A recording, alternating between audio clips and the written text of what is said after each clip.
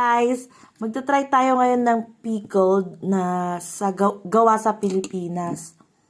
So ito, pickled ram, usually cucumber yung gawa nila.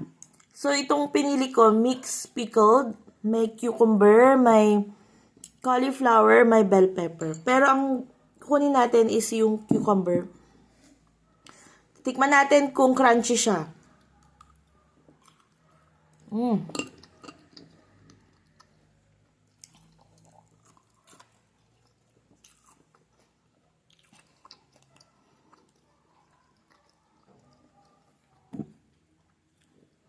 Sweet siya. Naglalaban yung crunch, yung sourness, tsaka yung sweetness. Pero yung crunch nandun. Gusto ko to. So, para sa akin 10. So, ito naman, burong mangga. Ayan. Binili ko online. So, ito try natin, pero yung maliit lang ha. Kasi parang maasim siya na yan. So, try natin siya.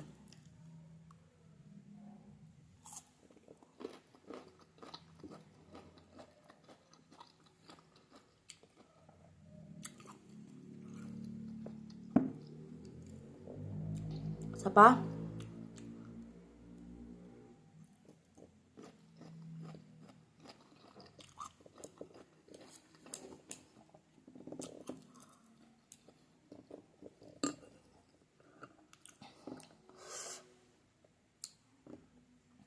Mild lang yung asim niya. Kung makikita niyo may mga flakes siya dyan.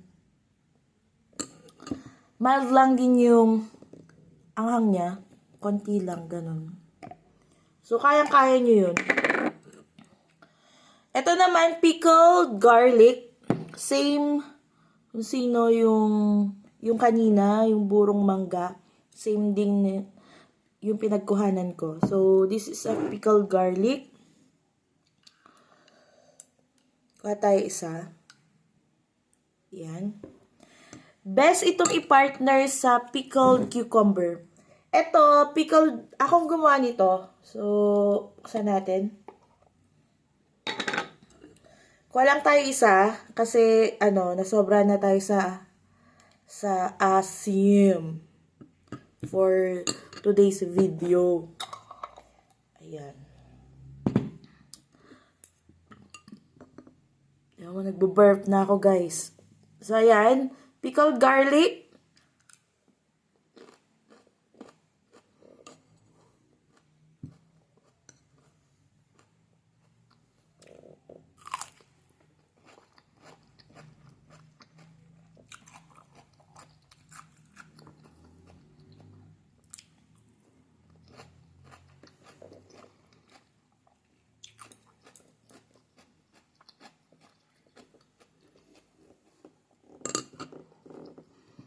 Ito, crunchy siya.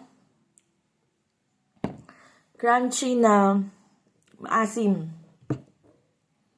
The best siya i-partner dito. The best. Ito, mild lang yung amoy niya. So, I recommend this one. 7. 7/10. So, yun guys. Try nyo pa kung may ibang pickles dyan. Try to recommend, tapos tikman natin.